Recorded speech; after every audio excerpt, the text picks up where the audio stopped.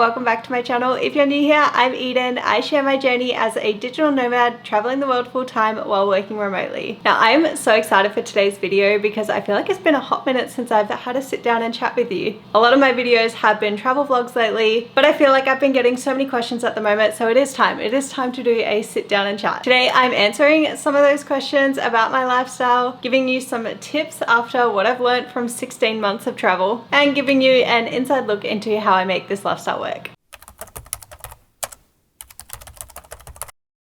Let's dive right into the question I probably get asked the most, and that is, how did I become a virtual assistant? As I said, I am a digital nomad, which means that I work remotely, and this is just one of the jobs that I do. Originally, I was actually a teacher when I was living in Melbourne, but I did quit and then I chose to travel the world full time. And I do actually have an in-depth video on how I left teaching to become a digital nomad. It's actually the very first video that I made on this channel, and I will definitely link that below for you if you want a more in-depth explanation of how and why I left teaching and how I became a virtual assistant. But pretty much in a nutshell, I was a teacher on the side. I did Teachers Pay Teachers, where you can sell teaching resources online. When I left teaching, I ended up doing this full time, and another teacher seller actually reached out to me, Mrs. Chalmers Cherubs. And when she found out that I had quit my job as a teacher, she asked if I wanted some additional work making resources for her, as well as doing some of her social media. I immediately said yes, because I knew that I was going to be traveling, and this sounded like the perfect opportunity to work remotely while traveling. So for me, being in this line of virtual assistant work was a very easy transition because I already know how to do it by running my own TPT, and mine and Julia's design styles were very similar, so we just work, and I absolutely love working for her. Now, alongside my work for Mrs. Chalmers Cherubs, I also am a freelance graphic designer. I have my own design business where I do branding for small businesses and also custom design work. Being a freelance graphic designer just gives me so much freedom in being able to travel and work because I am dictating my own hours, and I'm able to balance these projects in my own time. So if you are on the hunt for a job that you want to do remotely so that you can do the same kind of thing and travel and work, because I'm not gonna lie, it is a lot of fun, try and leverage the skills that you already have. Whether you're a teacher, graphic designer, or something else, there's usually a way to pivot those skills into something that can be done remotely. And don't be afraid to reach out to people or businesses. You'd be surprised how many opportunities there are out there.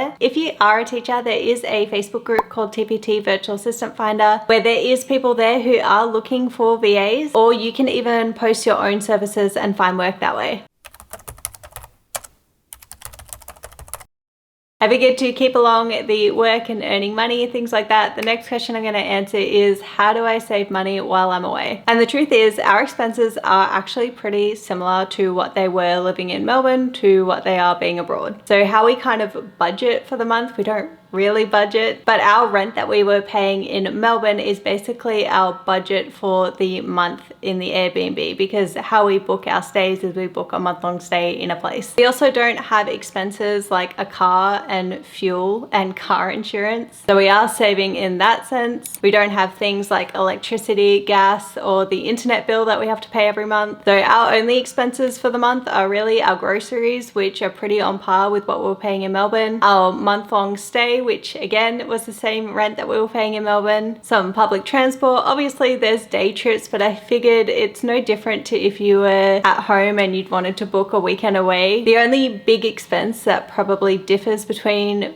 you know, when you're based somewhere to traveling full time is those plane tickets. But honestly, I feel like once you leave Australia, air travel gets a lot cheaper. So in a very roundabout way, in terms of actually saving, I'm not really saving a lot, no, but I don't really care, because I'd rather spend that money on experiences and living my life in this season of my life. And yes, I haven't fully blown all of my money. I do have money invested, but that's for the long-term goal. Right now, I'm just enjoying this season of my life and just traveling full time, so we're gonna enjoy it. If you are worried about traveling and going abroad and how to save money, I would recommend maybe just having a little nest egg tucked away and invest that somewhere so it is growing while you're traveling full time.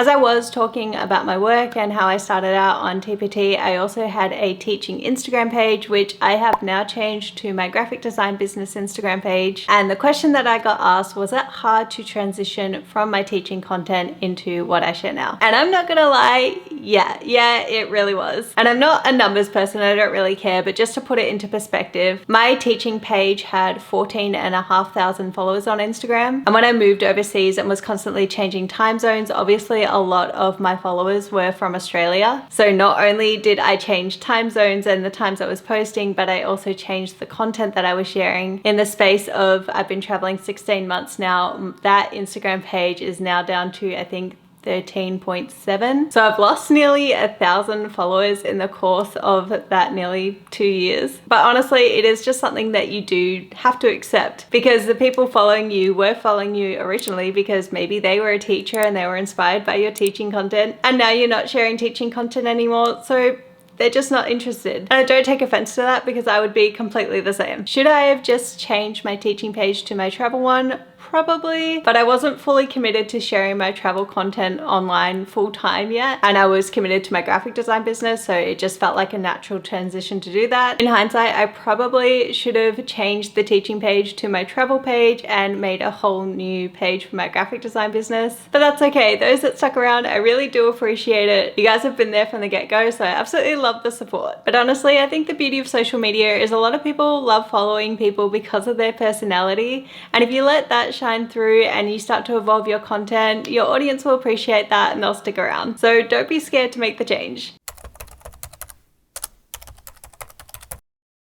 We're now going to pivot away from the work side and kind of go into the travel side now. And let's talk packing. How do you pack for traveling full time? And honestly, I struggled with this. When we first left in March 2023, my partner and I actually had 2 full big checked in luggage cases each. And we quickly realized how much of a pain this was, and now we only travel with 1. It did mean downsizing a lot, but somehow we did it. But it was just so impractical, because every flight that we took, we had to book 2 luggage cases. It also meant everywhere we were going, we had 4 luggage cases to try and juggle. And if you know, a lot of city places have very small accommodations, so even storing 4 luggage cases for the month was nearly impossible. So if you are traveling full time, just stick to the 1 checked in luggage case and 1 carry-on. In terms of fitting everything in, packing cubes have been a godsend. If you aren't using packing cubes to pack your luggage case, what are you doing? You need to get on it. Go to Amazon, order yourself a pack. They are the best. Now, the next thing I recommend packing might be very niche to just the long-term travelers and might seem a little odd, but pack yourself some reusable shopping bags. These have been with us since we first started traveling, and they have been the best thing ever to pack. Not only for your obviously weekly grocery shopping, but just to carry laundry if you need to go to a laundromat. And if you are doing a day trip somewhere, you can put your food in here, like you're going down to the beach, you can pack your lunch. Honestly, best thing ever. Pack these if you are traveling long term. Now, obviously traveling like we do, we've been to a lot of different countries in the last 16 months. So something that has been really handy, and we just got off Amazon, is the World Travel Adapter. And this has lots of different adapters for different countries around the world. So this has been so handy to have. It also has USB and USB-C charging ports, so you can charge your phone, or like I charge my camera batteries in these ones. So if you are traveling to a lot of different countries, I would recommend this. This next one I'm going to share is probably my favorite thing that I've chosen to travel with, and that is a Kindle. Obviously we have a lot of travel days, so there's a lot of plane rides, train rides, bus rides, and hours that I need to be entertained. Sometimes we're laying on the beach, and who doesn't love reading a book on the beach? But obviously traveling like this, you need that space in your luggage case, so a Kindle is so handy. I could go into a lot more detail about the essentials that I think that you should pack if you are doing long-term travel. If that is something you are interested in, I might do a separate video on that, so let me know in the comments below, and that is something that I can definitely share.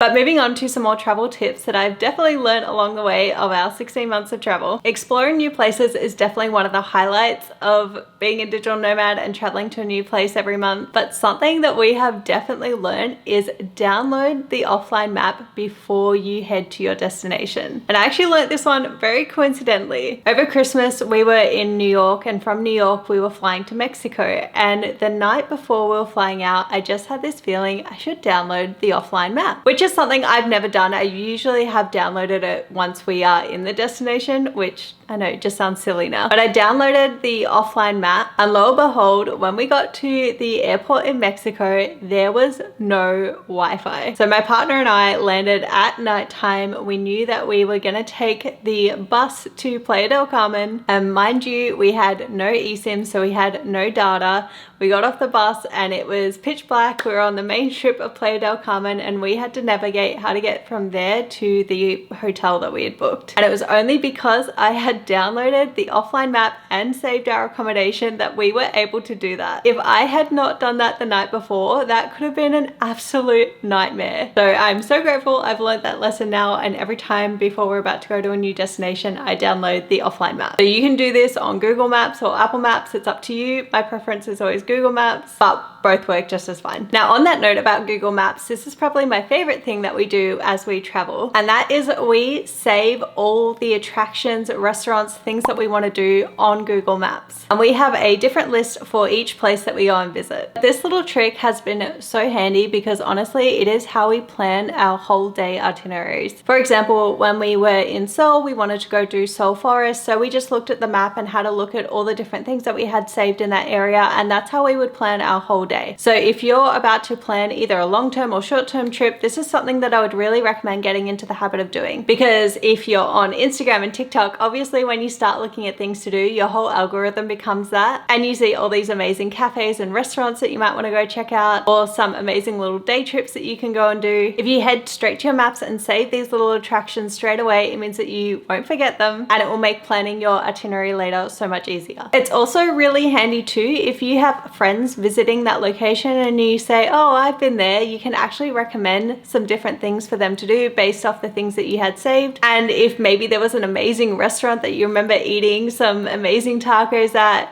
you can recommend that to them. So if you aren't planning your travels like that, I would definitely recommend that you start doing it. On that note about handy little apps, another great one to have is Google Translate. Google Translate is great because you can also download the languages offline, which means that if you don't have data, maybe you don't have reception, or maybe you don't have Wi-Fi, you can still use Google Translate and navigate yourself around. Moving on from traveling, I'm going to look at the pros and cons of being a digital nomad / traveling full time. And while I absolutely love this lifestyle, I am so grateful that I am in the position that I can do what I do. I'm not going to lie, there is some challenges to it. As I said, we generally stay in a place just for a month, sometimes a little longer, but because we're always kind of traveling, it is really hard to meet new people and make long-lasting connections with them. So I'm not going to lie, for the most part, it is just me and my partner. And while we are still trying to figure this part of traveling out, we are trying to network. Like when I was in Toronto, I was going to Pilates classes to try and meet some people that way. I've reached out on a few Facebook groups before. And while we get to experience so much of the world, it does come with a little bit of loneliness. So if you are thinking of becoming a digital nomad, I think this is something that you need to be prepared for. It's not something that people talk about a lot, but it is real, and parts of this lifestyle can be quite isolating. So you just have to be a little more proactive in reaching out to your friends or making those phone calls. On the flip side of that though, the experiences that you have and the freedom that you gain is just incredible. I look back at all we've done in the last 16 months and I cannot believe some of the things that I've got to experience. Getting to live in Aruba for a month and swimming with the turtles every weekend, it was just amazing. Of course, experiencing New York at Christmas time has always been on my bucket list, so it was just absolutely magical. Going to Banff, seeing a bear, watching the sunrise over Lake Moraine, and getting to experience so many different cultures all in such a short space of time. I wouldn't give it up for a second. I've absolutely loved every single second. So for me, it's all of these moments that make the challenges absolutely worth it. So I do hope this video has given you some little insight into what being a digital nomad is like. It's not always easy, but it is definitely worth it. However, if you do have any more questions, feel free to drop them in the comments below. And don't forget to like and subscribe and follow along on all my travels, and I'll see you in the next video.